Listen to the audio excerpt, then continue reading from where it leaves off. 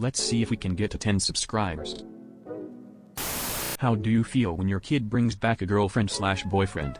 How do you decide whether you like them or not? Met my daughter's boyfriend the other day. First boyfriend. She's 17. He's 18.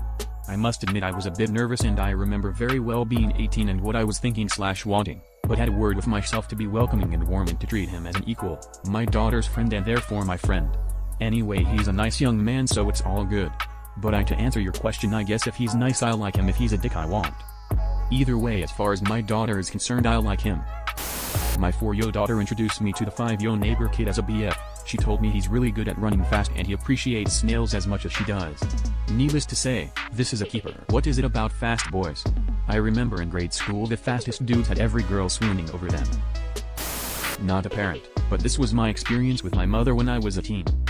So, as a teen, my mother pulled me to the side and gave me the gay talk. You know, the "I'll still love you even if you were gay" talk. I asked her why she thought I was gay, and she said it was because I never bring any girls to the house. Guess what I did within the next few days? I brought a girl in the house. Guess what my mother did? She kicked her out and gave me a lecture on how inappropriate it was to bring girls to the house. Yes, it makes no sense. My daughter just started dating. She was mortified when I picked them up and asked if everything was Gucci. Next time ask if they're having a yeet time. Doesn't work in the sentence, makes it better. When my oldest daughter introduced her first serious boyfriend, he was an awkward kind of guy, was pretty unremarkable, but he got super animated about topics that interested him. I had a chat with him about my daughter. He got animated. They've been married for 9 years. Good guy, works hard, is a staunch advocate for his wife, and I love his smile when he looks at their kids. My oldest son's first girlfriend was not an emotional investment he was willing to make. She was pretty, but that was it. I scolded him. He got defensive, almost married her, but she made the mistake of asking my son about my money. About a year later he brought home a beautiful, talented woman with an electric personality and more self-confidence than even my cocksure eldest, and I was never more proud of him than when he took that dive. Their kids are incredible. Great couple. My second daughter just introduced us to a college friend of hers.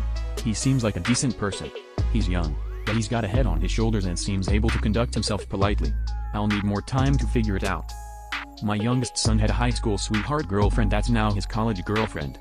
When I first met her she was 9, so I'm pretty enamored with her. Her parents have babysat and house sat for us, and they're all good people. My youngest daughter has introduced me to a girlfriend from her trade school recently. Pretty sure she has been dating her for a couple years. She's angry, contrary, and bitter. Under all that baggage it's hard to tell, but I'm hoping that my home can be a place where she can just let whatever angers her so much disappear for a while and I can find out who she actually is. I've asked a good friend of my daughter's if there's ever been any signs of violence, as that's my only real concern, but so far it seems fine on that front.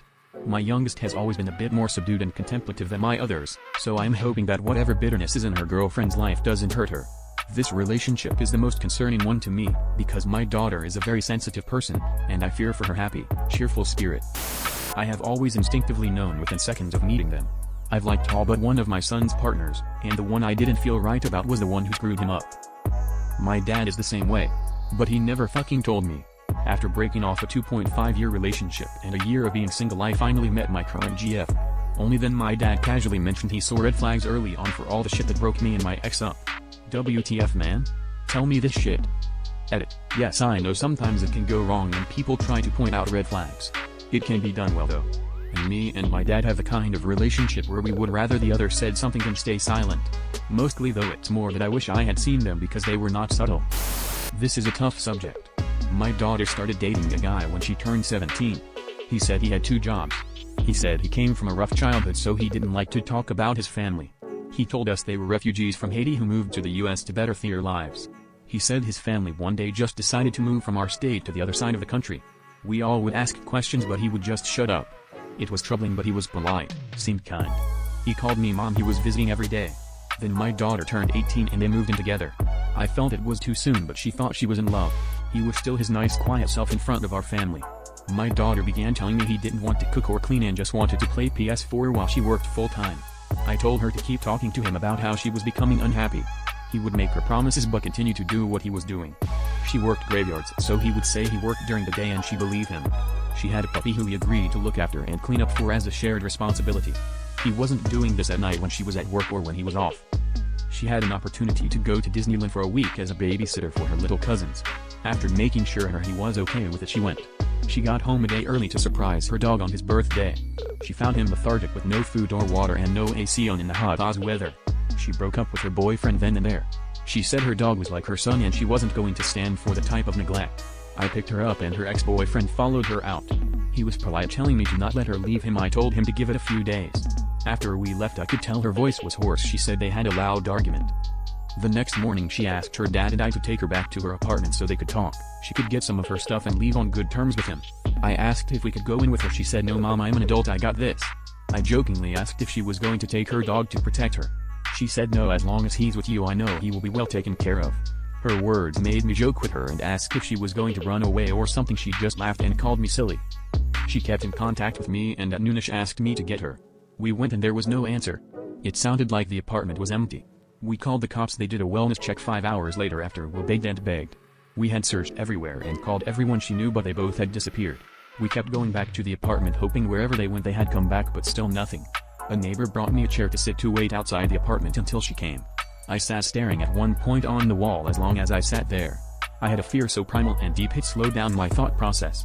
Another neighbor came to me and said she heard we were looking for my daughter. What she said next made my blood run cold.